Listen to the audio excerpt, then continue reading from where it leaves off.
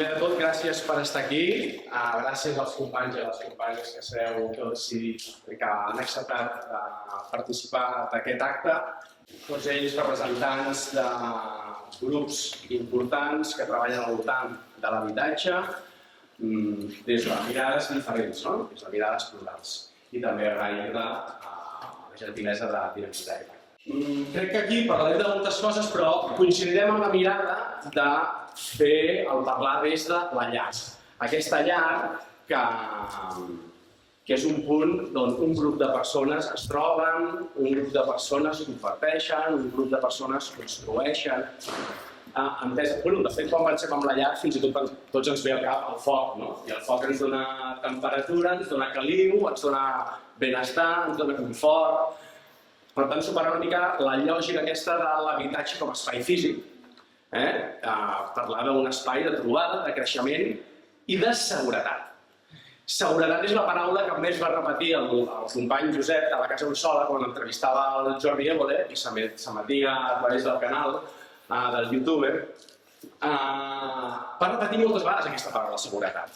I és important posar-la en valor perquè en un moment en el qual ens estan usurpant les paraules, un moment en el qual s'expandeix el discurs de les exclusions, aquesta ideologia d'odi permanent, i ho veiem a molts llocs, se'ns parla de seguretat, quan se'ns parla de reinversió en armament, s'està remilitaritzant tot el discurs públic, cada cop sembla més inqüestionable que oposar-se a aquest discurs de tot per les armes, tot pel conflicte, tothom s'ha de rearmar.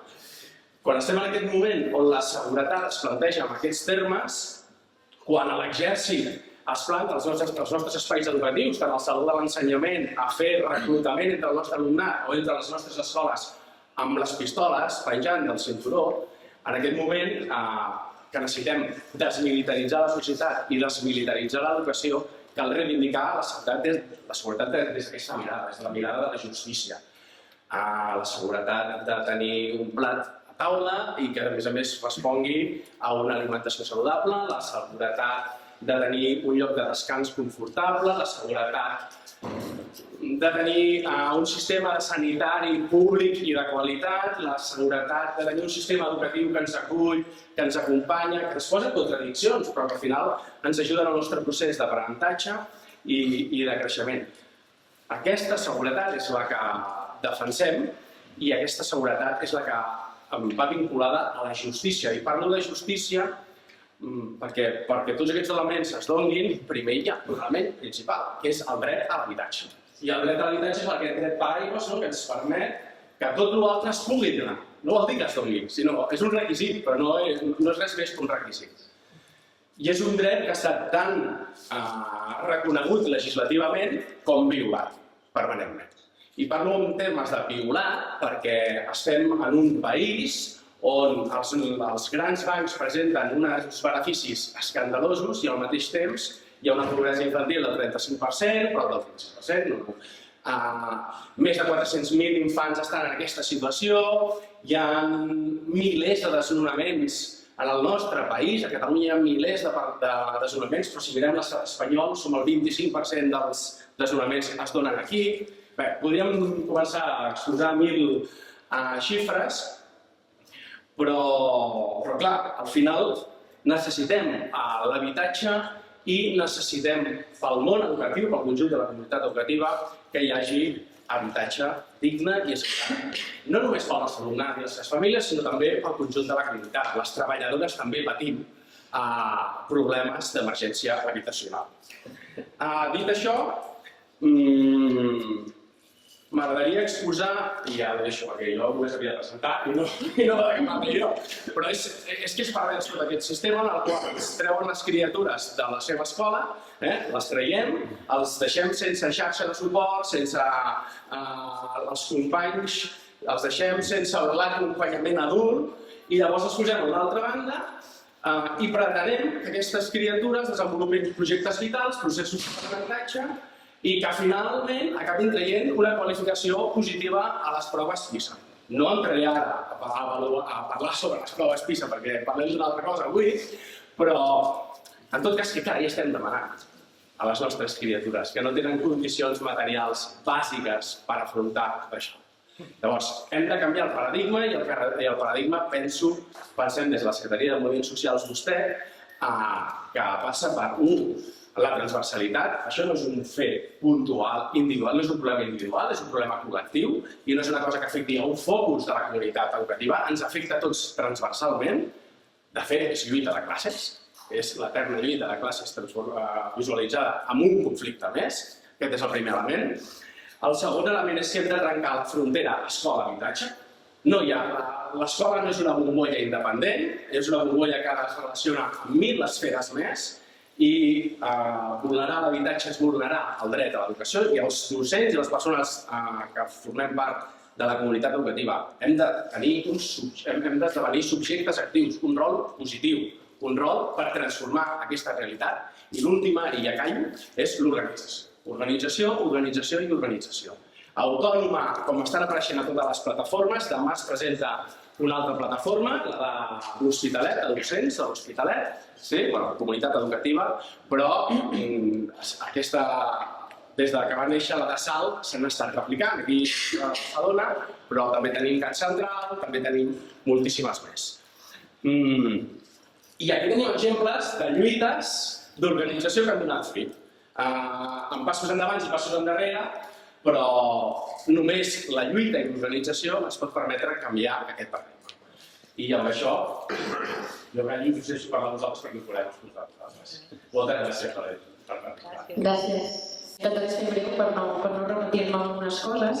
Sí que inicialment volia donar un agraïment a l'Usbec per confiar-me la moderació d'aquest debat sobre una qüestió que a mi m'interpel·la com a ciutadana, com a mare, com a filla també d'una dona que va viure a les barraques de Torrebaró i també com a periodista. I dono les gràcies perquè em doneu l'oportunitat d'aprendre de les persones que tenim avui a l'escenari i també de recordar que el meu ofici no pot ser equidistant entre les persones que pateixen una conculcació de drets i aquelles persones que provoquen aquest patiment o que tenen a les seves mans mitigar-lo o resoldre-ho. L'Uri feia referència a aquestes dades de l'enquesta de condicions de vida i crec que són dades que no ens podem permetre com a societat, que són absolutament insuportables. Estem parlant que la meitat de la població catalana manifesta que no pot arribar a final de mes. Estem parlant d'aquest 35% de menors de 16 anys que estan en risc de pobresa i d'exclusió i el problema és que després d'aquests 16 anys la pobresa no desapareix, s'hereda, s'arrossega i això explica per què tenim una de cada quatre persones a Catalunya que està en situació de pobresa i que no se'n surt. Tot això no és fruit d'una fatalitat, en parlarem, és fruit d'aquest còctel letal entre els salaris precaris i el preu desorbitat de l'habitatge. I sí que és veritat que a mi que em toca molt seguir l'actualitat política, els governs estan parlant de l'emergència habitacional, però no parlen de l'efecte dòmino. És a dir, que quan hi ha un dret fonamental que està en escac i que queda vulnerat, hi ha altres drets que també es veuen afectats. I avui parlarem com sense dret a l'habitatge no es pot garantir el dret a l'educació. I jo crec que és bastant evident que quan una família no pot pagar-se un pis, això afecta en la seva alimentació, això afecta en la seva salut mental i afecta també a la baula més feble de la cadena, que són aquests infants que tenim en escoles com aquesta. I que per això també han nascut plataformes com Docents 080 en aquesta escola i que estem treballant per enfortir aquesta xarxa de vincles. Deia que, i ho plantejava també l'Uri, que el focus de les institucions sempre està posat en els resultats acadèmics i intentant intervenir sobre els continguts, però no posa el focus en com les desigualtats tenen un impacte en aquests resultats.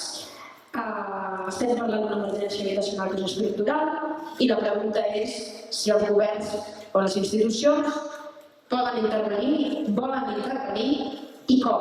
I per parlar-ne tenim aquí tres veus portaveus molt autoritzats. Tenim el Quique Aragonès, docent de música i portaveu del sindicat de llogateres. Tenim a Lucía de Cal, que és enginyera, és activista, és tècnica d'habitatge de l'Observatori d'ESCA.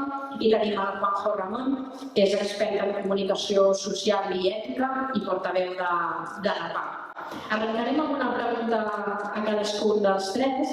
A l'Enric li volia demanar, és difícil perquè no tenim xifres i seria molt interessant tenir-les, però quina és la radiografia del que s'estan trobant les escoles pel que fa al dret a l'habitatge? Fa poques setmanes coneixíem, per exemple, el cas d'un alumne de l'Hospitalet, 23 anys, però un alumne al cap i a la fi, que vivia directament al carrer. Casos com el seu han deixat de ser una excepcionalitat? Ara, moltes gràcies per convidar-nos i, de fet, per fer aquesta feina de vincular el dret a l'educació amb el dret a l'habitatge. Deixeu-me també que matisi o expliqui en quina mesura soc docent de música per no posar-me galons que no em toquen. Jo he estat molts anys treballant en escoles de música, també en fent intervencions de primària i secundària. Ara estic a l'ESMUC, vull dir que soc docent de música, però de canalla més gran o d'adults més petits, no ho sé. No, clar, jo crec que el cas aquest que posaves, que potser és molt cridani, en el fons és la punta d'un iceberg, no? D'entrada, i quan ara s'han mobilitzat, s'han organitzat també els docents per posar sobre la taula els problemes d'habitatge que troben l'alumnat, això no va néixer, o va haver l'espurna d'això a Salt també, amb un equip de docents que es troba que hi ha un munt d'estudiants a les seves classes, un munt d'alumnes que o bé els han desnonat o bé estan sota amenaça de desnonament i això els impedeix fer classe, perquè un desnonament ho trasbalsa tot. I no podem fer veure que no? És a dir, no podem fer veure que allò no està passant i no podem demanar a l'alumnat que això no els trasbalsi tampoc. I a més, aquí s'hi afegeix un factor més, que no l'hem dit explícitament, però que també és la segregació. És a dir, si en un equip es troben que tot l'alumnat, o una part molt important de l'alumnat, té amenaces de desnonament, és perquè tenim una segregació escolar que és criminal. Perquè sí que hi ha molts desnonaments, però diguéssim, estadísticament no tocaria que tinguéssim tant en una classe, fins i tot amb la quantitat de desnonaments que hi ha, no? Però a més, jo crec que les xifres de desnonaments, que són molt altes, en el fons són també, de nou, la punta de l'iceberg d'una situació que va més enllà dels alumnes, dels infants que arribin a ser desnonats o que arribin a tenir fixada una data de desnonament. D'una banda, tenim l'enorme sobreesforç per al pagament de les despeses d'habitatge, que és especialment alt en el cas del lloguer. És a dir, tenim la meitat dels llogaters en situació de sobreesforç, una de les taxes de sobreesforç més altes de la Unió Europea, que vol dir que estàs destinant més del 40% a pagar l'habitatge i totes les despeses que hi van vinculades. En molts casos, un percentatge molt més alt, perquè té un biaix de classe molt gran, això.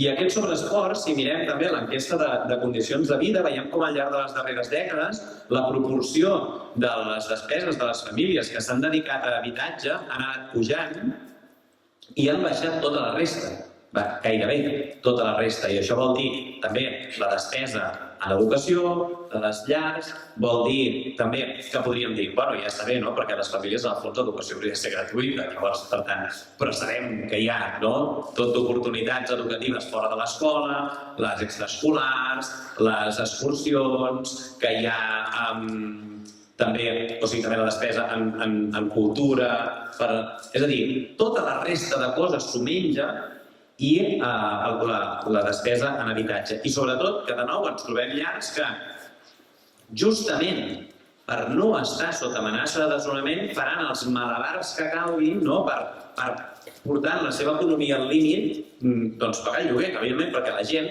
a diferència que alguns discursos volen dir que bàsicament aquí està tothom que la gent no paga el lloguer, els inquilins no paguen el lloguer, la gent fa l'impossible per pagar el lloguer, la gent té pànic de no pagar el lloguer. Ho vam veure a la pandèmia. A la pandèmia la gent, si calia, deixava de menjar bé o deixava de comprar coses bàsiques perquè tenia molta por de no pagar el lloguer. Parlant del desnonament, del sobreesforç, hi ha un tercer factor que crec que també es nota molt en les aules, i a més jo com a docent recordo molt haver-ho viscut també, que és la mobilitat. És a dir, tots aquests desnonaments invisibles, sabem que a l'àrea metropolitana gairebé la meitat de les mudances són realment desnonaments invisibles, gent que no volia marxar de casa seva, però perquè se li acabava el contracte no li renovaven, perquè li imposaven una pujada de preu inassumible, perquè les condicions en què es trobava aquell pis feien impossible seguir-hi vivint, doncs es troba que ha de marxar. I això, evidentment, també interromp trajectòries vitals, trajectòries d'arrelament i trajectòries educatives. De fet, una situació que ens hem trobat molt al sindicat també és que la gent, quan es troba que se li acaba el contracte, li diuen que ha de marxar, el primer que demana, com a mínim, poder negociar, acabar el curs.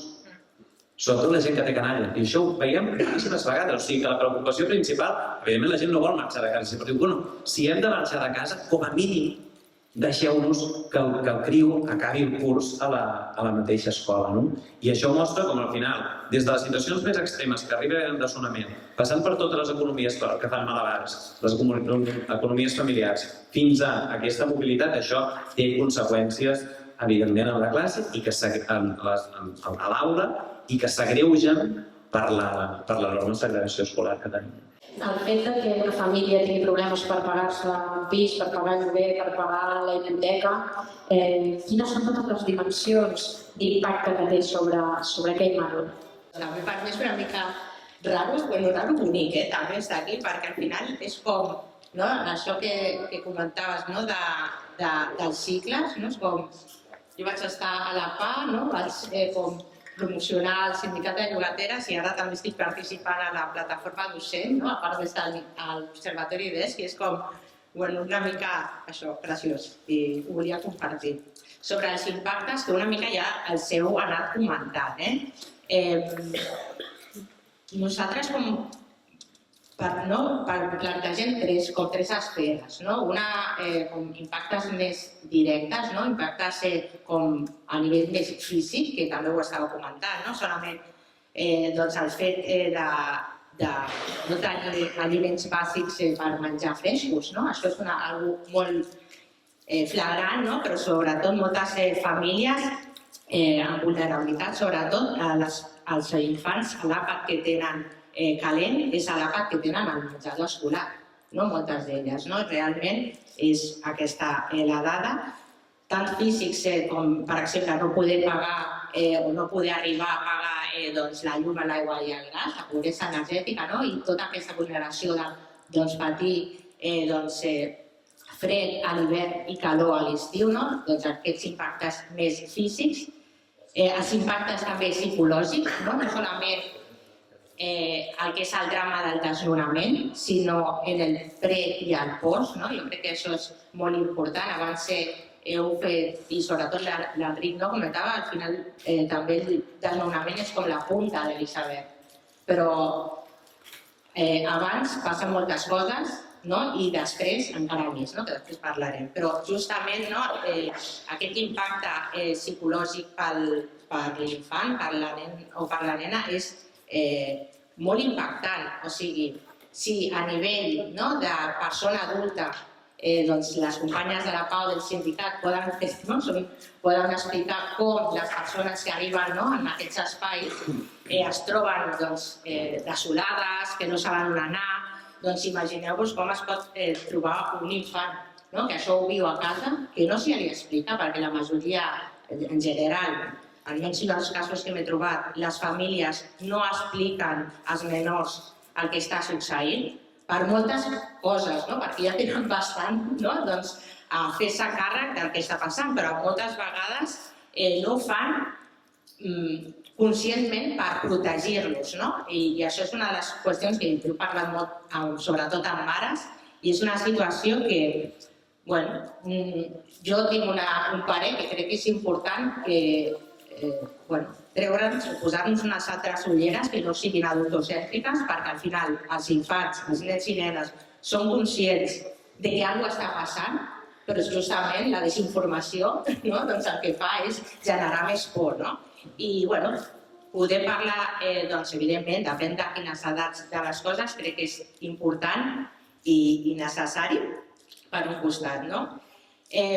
Com deia, a nivell psicològic, doncs no és d'estranyar que en els darrers també anys han augmentat els riscs de suïcidi en menors i en adolescents, no? Té a veure també amb la pressió que hi ha també a la societat i que té a veure amb també el dret a l'habitatge, no? I després hi ha una esfera que també heu tocat, no? Que té a veure amb els vincles, amb l'enxarxament, amb l'arrelament dels menors i de les famílies en qüestió, no? Com dèieu al principi, no, Luri, una casa no són 4 parets, sinó és un espai justament en poder fer projectes de vida. I el dret de l'habitatge no és un dret qualsevol, sinó és un dret que obre la porta a molts drets o els nega. I justament aquest vincle, aquest arrelament és molt important a l'hora de ser persona i ciutadà. I com no, per un menor, que al final el que és per un nen o una nena, a la seva vida, depèn a quina edat són els pares i l'escola, i poc més. Llavors, perquè no tenen aquesta visió d'aquests anys de més trajectòria vital. Llavors, quan es treuen, millor dit, d'aquest espai de casa, que és més enllà de la casa, és el seu barri, és les seves escoles, són les extraescolars que poden fer, doncs estàs negant una part de la seva vida. I realment, doncs, vosaltres moltes d'aquí sou conscients i que justament heu viscut situacions dintre de les aules en les que les conductes dels nens, depèn de com siguin els nens, van més tristos o són més agressius. Realment tenen un impacte brutal a la vida dels infants i per això és important donar veu i posar-nos aquestes ulleres, com deia, per veure o mitigar de quina manera fer-hi front a les escoles, que jo crec que és un espai molt important perquè això camini. M'ha agradat una cosa que has dit perquè m'ha ressonat molt, que és veritat que una de les coses que es negocia a un desnonament o quan es negocia amb un banc propietari és això, que acaba el curs escolar. Però quan això ja no passa, perquè a vegades els desnonaments, encara que no semblen que estiguin invisibilitzats, succeeixen cada dia, el post és un drama. Perquè hem parlat de lloguers, vam tenir tot l'auge de les hipoteques del 2008 al 2015, més o menys. Estem continuant amb la bombolla del lloguer, però tenim dos grans problemes, per dir una manera. És un, el tema de l'ocupació. Molts menors, moltes famílies s'han vist obligades a ocupar un habitatge justament per poder viure o sobreviure. I un altre tema molt important és el relloguer d'habitacions.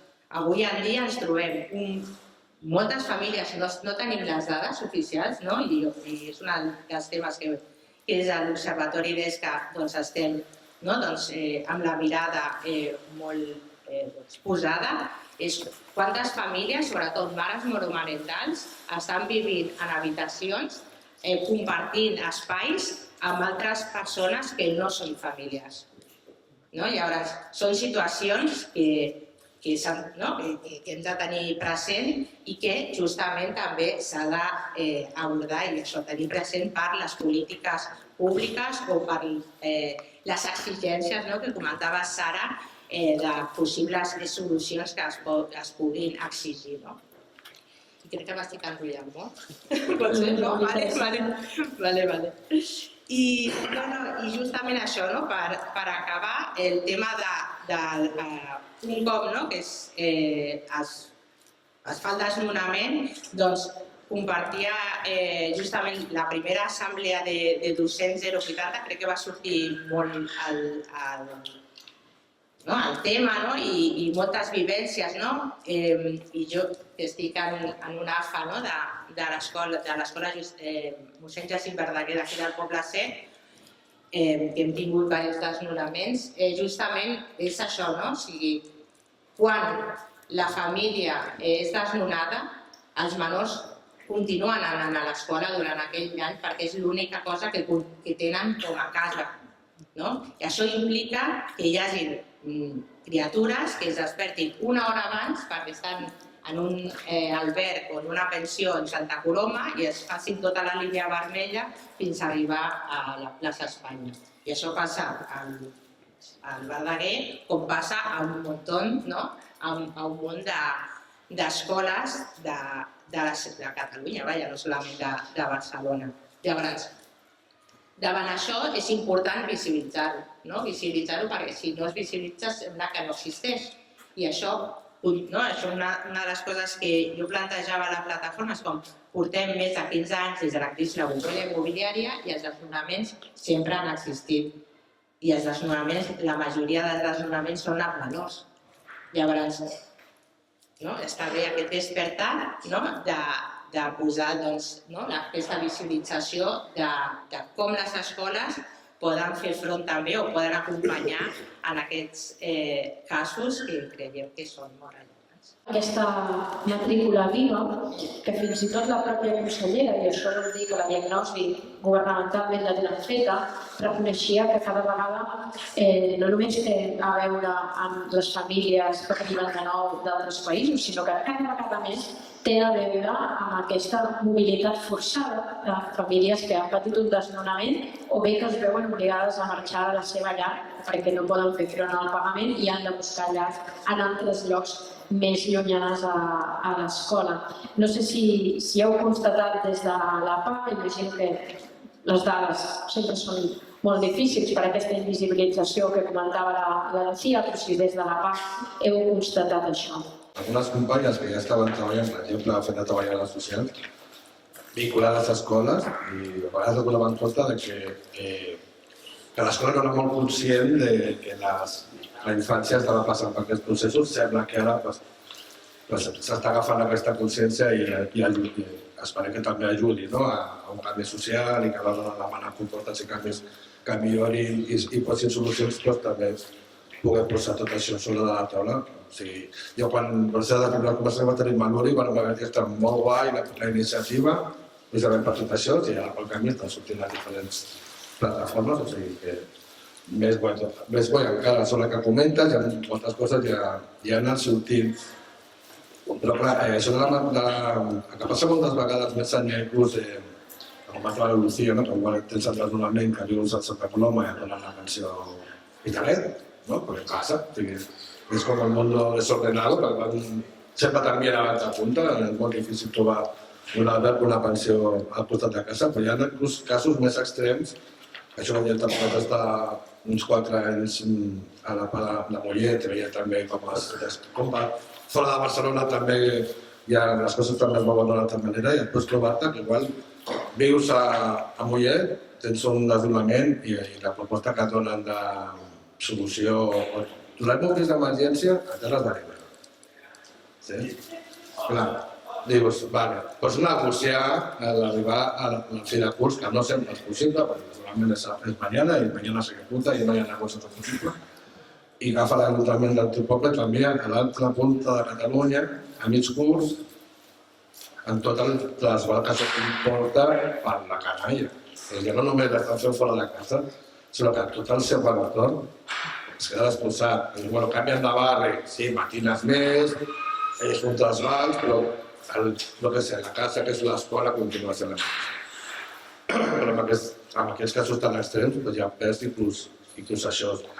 I això afecta qui entenc. Els comentaves que la mateixa mobilitat estigui bon derivada amb això perquè lamentablement els desnonaments no baixen i les casuístiques cada vegada són més complicades d'afrontar i afectant a tot el que comporta una situació com aquesta, abans i durant i el després, com ja comentava també la Lucía, quan arribes al desnonament, tot el procés previ, sí que és veritat que els pares, el més habitual és no explicar obertament a la canalla el que estan patint, però aquest patiment que acaba també sent aquest trasbals als infants és també un reflex de la situació que viuen a casa, que és la desesperació dels pares, les tensions que comporta.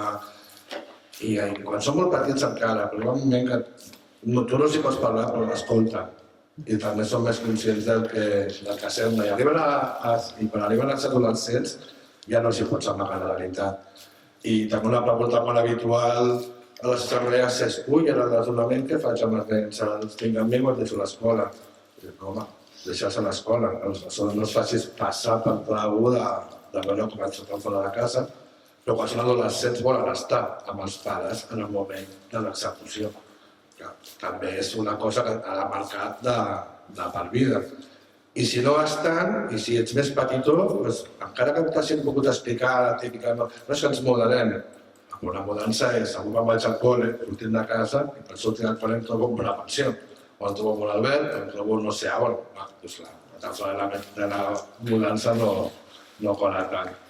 I que això també és un mantra, on hem vist molts casos d'aquests, i que després també quan són situacions, quan estava l'Enric, o sigui, la gent fa 1.000 malabars per pagar el lloguer, igual que en el seu dia, i ara també es fan milions malabars per pagar la hipoteca. Ningú ho ha de deixar de pagar, prefereixen deixar de menjar per no tenir-se que plantar cara al problema que sigui si deixen de pagar l'habitatge.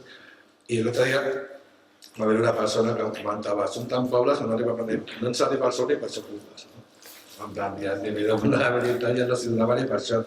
Però el que vull dir amb això és que quan també són perfils tan precaris, amb ingressos molt baixos, i et trobes desnonat amb 1, 2, 3 fills o filles, amb una pensió, en condició de comparteixes amb altres famílies, com comentava la Lucía, o et trobes amb una habitació, que jo les he vist, habitacions on només caben els llits, però hi ha una taula, i és allà on 2 nanos tenen que fer les seves tasques diàries, els deures, o sigui, si estàs privant l'espai fonamental per poder créixer, estàs privant de qualsevol tipus de relació i socialització, perquè això no estem parlant de que estàs a la pensió una setmana, s'ha de tirar mesos.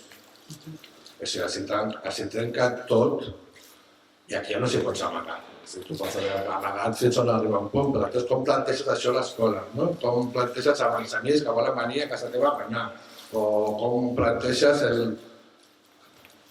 els efectes dels estudis han de ser nefastos quan tampoc tens aquest espai. El teu espai està sobre d'un llit.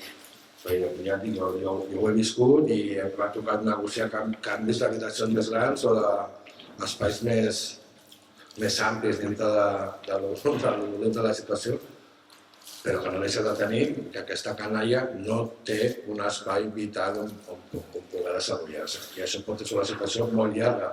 Si mirem també els efectes a la salut o al tema alimentari que també ha sortit, moltes vegades es tenen la pensió, l'únic dinar calent, com ja s'ha dit, és el del col·le, però amb una mica de sort, la pensió no són pensions completes, et donen al llit.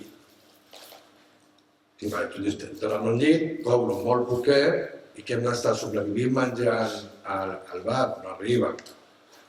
No tens un espai on cuinar i acabes sopant amb fred. Això que vol dir amanides, bocates o més hores que troben. Això, òbviament, a la canalla també els ha d'afectar i malvar moltíssim les seves energies. Ja no només els efectes havien reconegut, sinó les energies diàries que necessiten per controlar la seva activitat vital, mal alimentats com estan, no la poden desenvolupar. Endolces malament, dines al col·le i per sopar no saps què trobaràs, perquè no pots permetre no sopar fora cada dia. I sí que aquí també entra a vegades la importància de les xarxes del teu entorn, perquè les companyies també fan i fem, perquè no els falti coses, però és complicat. Són un munt de situacions que es poden posar sobre la taula molt dures i que no es visibilitzen. Les desnonaments es visibilitzen desnonament, no els efectes. O sigui, les notícies no es parla mai. Què passa amb la canalla després del desnonament? Doncs dona per molt i complicat, perquè també gestionar-ho és difícil. Però a mi ha fet canviar tan abruptament tot el teu, la teva vida d'un moment per l'altre, d'un dia per l'altre, que és molt habitual, clar, si pels adults ja són situacions molt difícils de gestionar, pels menors encara molt més i de moment ho deixaré aquí per mi. Hola a tots i a totes, soc el Bernat, de la PA de Lleida i docent de l'INSEE a Donosa i, si tot va bé, també futur membre de la Plataforma de Docents per l'Habitatge d'aquí la ciutat. Volia portar el debat posant en valor el rerefons comunitari que té la PA, els sindicats d'habitatge i també les estructures populars que se'n deriven. En el nostre cas tenim la PA de Lleida i l'Escola Popular de Balàfia, on creiem fermament que no solament som una plataforma d'afectats o un sindicat on ens defensem les nostres cases, sinó que fins i tot diria que moltes i molts de nosaltres som amics i amigues.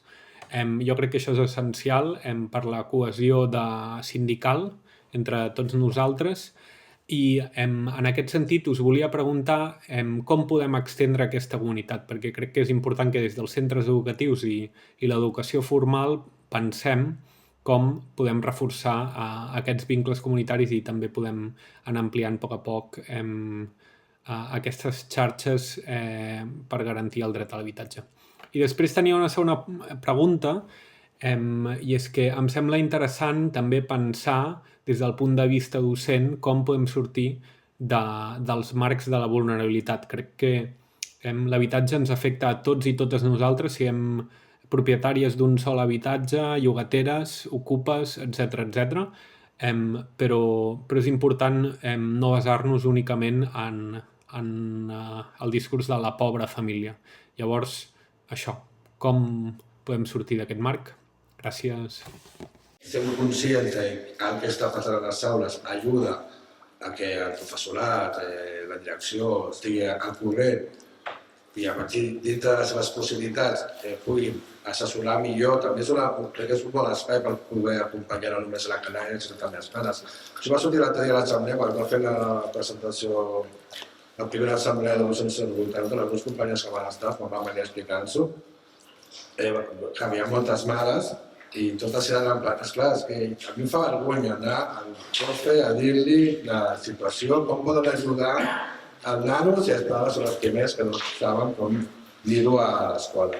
Doncs potser sí, a mica va calant i en lloc de criminalitzar-ho, perquè la veritat és que la gent sempre s'ha sent culpable davant d'aquestes situacions, és capaç de dir, bueno, si entre totes, el sindicat, la PA, els diferents col·lectius, docents, podem anar, no normalitzant, perquè no s'hauria de normalitzar mai, però sí generant una xarxa que puguem anar ajudant entre totes amb les possibilitats que tenim aquesta canalla i els pares, sempre seran situacions més saludables dintre de tot el que està fent. Potser les que estem aquí som molt conscients de que això està succeint, però hem d'ampliar la mirada. Hi ha molta gent que no és conscient o que no vol ser conscient, no? Però és veritat que hi ha molta gent que no... sí, es desnona, però si ja no es desnona, no? És com... En canvi, el debat se situa sobre les ocupacions, no? O sigui, l'agenda mediàtica... Avui vaig a posar una alarma al meu habitatge, no vaya a ser que m'entren en casa. Sí, llavors és important visibilitzar que està succeint això, amb aquesta mirada en els menors i posant els menors en el centre, i aquí, evidentment, les escoles tenen molt a poder fer. I també, jo crec que això ha sortit en la plataforma de docents, és que moltes vegades hi ha, avui estem aquí a l'Escola de les Sanes, que tenim una direcció que està en la línia de fer jornades com aquestes, deixar l'espai al sindicat de llogateres, participar en les plataformes docents 080, però hi ha altres escoles i instituts que potser no estan en la labor, com tu deies, és com jo què he de fer posant això, jo el que he de fer és educar i aquests nens o nenes facin aquests exàmens i al final de curs potser aquesta gota malaia de formigueta de canviar mentalitats, de canviar consciències, és com la via d'anar fent camí, no? Crec que és important que això sembla com algo molt senzill i és molt difícil de fer, jo us ho dic, no? Crec que tots som conscients aquí. Però crec que és important, no? Anar cap a aquesta direcció i després no sé si no m'havia preparat aquesta resposta, no? Aquesta pregunta, però no sé si realment l'escola ha d'agafar la responsabilitat no? Crec que l'escola pot ser un espai on es donin coses i que sigui un espai segur perquè les nenes i els nens que pateixen aquestes situacions es sentin a gust per poder-les explicar, potser, no? I tenir aquesta... Ara que hem de ser emocionalment estables, emocional no sé què, el coaching de no sé quantos, doncs no, és que és veritat, no? Llavors, comencem per algunes coses reals, no? Que toquin de peus a terra, no? I com al llarg, no? Si jo penso així, i després, evidentment, exigències polítiques, no? Crec que no se li pot, i aquí moltes de vosaltres teniu moltes més experiències que jo, no? Però que no se li pot exigir a una persona, a un nen, a una nena que està patint aquesta vulneració de dret a casa, que tregui X notes i és que no té cap sentit, no? Perquè si fos un adult estaria de baixa, i això és important, perquè aquesta mirada adultocèntrica, canviar-nos les ulleres perquè és important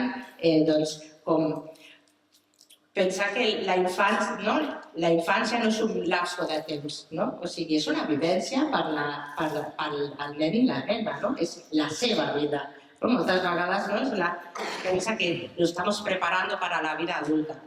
No, és la seva vida en aquell moment i té una identitat política, aquesta criatura. Doncs fem consciència d'això. Llavors, exigències polítiques, evidentment, i canvis potser en alguns mecanismes dintre del Departament d'Educació, segur que a la llarga hauran d'haver-hi aquests canvis. Jo crec que en una frase, agafant el fil del que deia la Lucía, al final el que toca fer és no fer veure que no està passant. Jo crec que va d'això.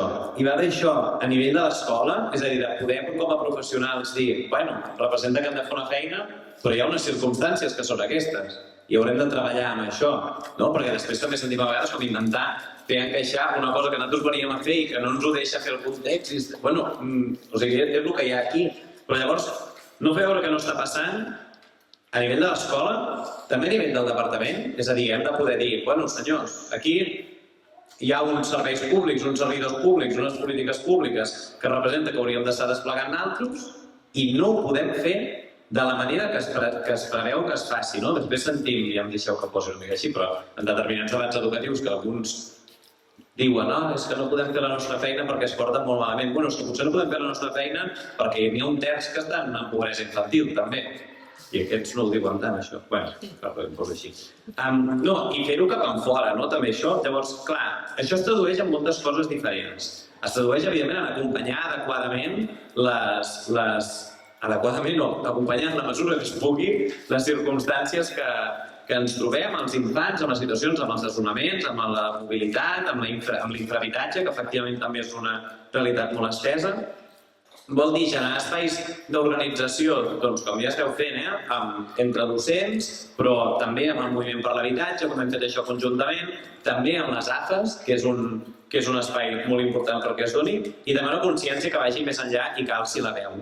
M'agafava amb això que deia, Sofia, de l'escola com a espai segur, perquè crec que moltes vegades l'escola, justament, hem anat abocant coses per suplir, És a dir, sabem que hi ha canalla que l'alimentació més o menys equilibrada li està garantint els àpats a l'escola, Hòstia, no tens l'alimentació adequada a casa?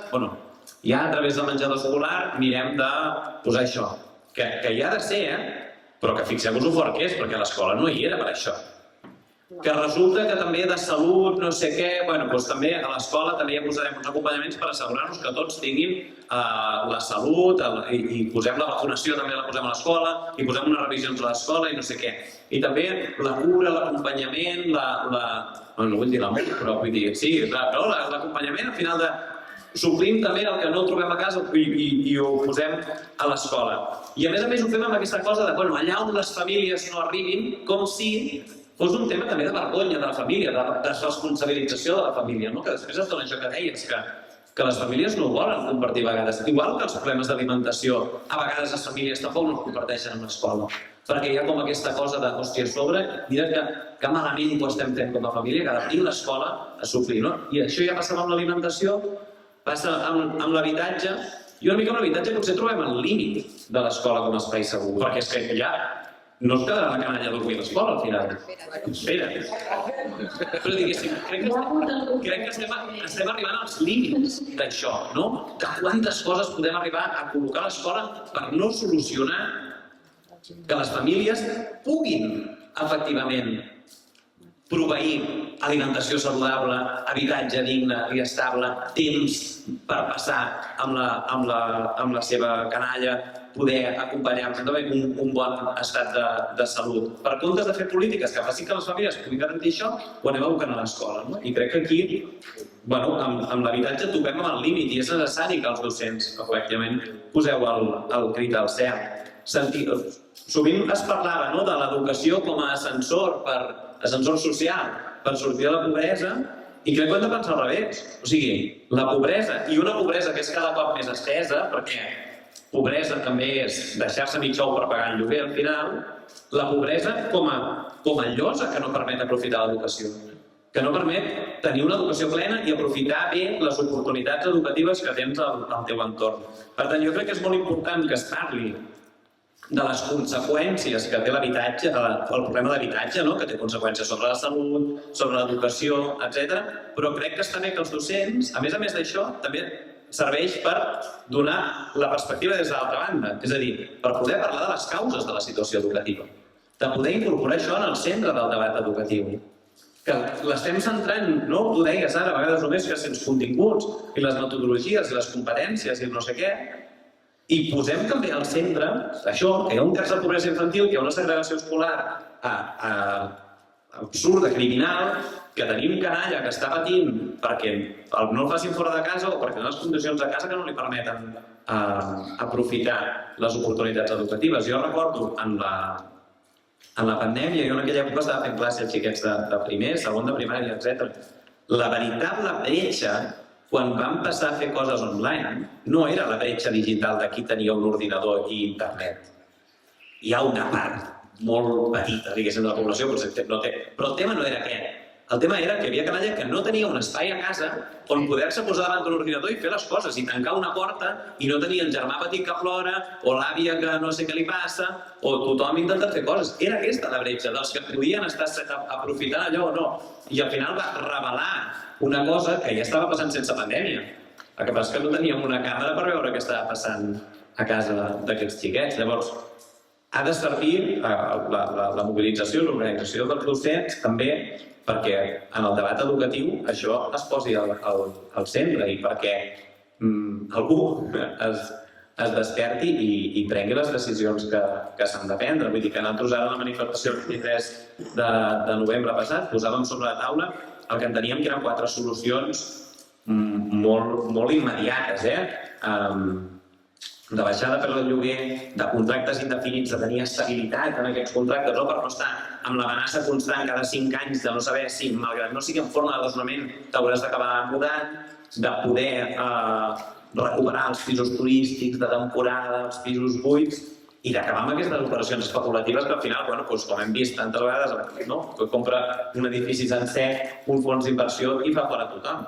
Això són coses que es passen perquè poden passar, però es podrien implementar de manera immediata solucions que aturessin aquesta sagnia per després avançar cap a solucions de mitjà i llarg termini, que és, al final, treure l'habitatge del mercat i tenir un bon parc d'habitatge públic. Però ja hi ha decisions que es podrien prendre i que demà mateix es podrien implementar.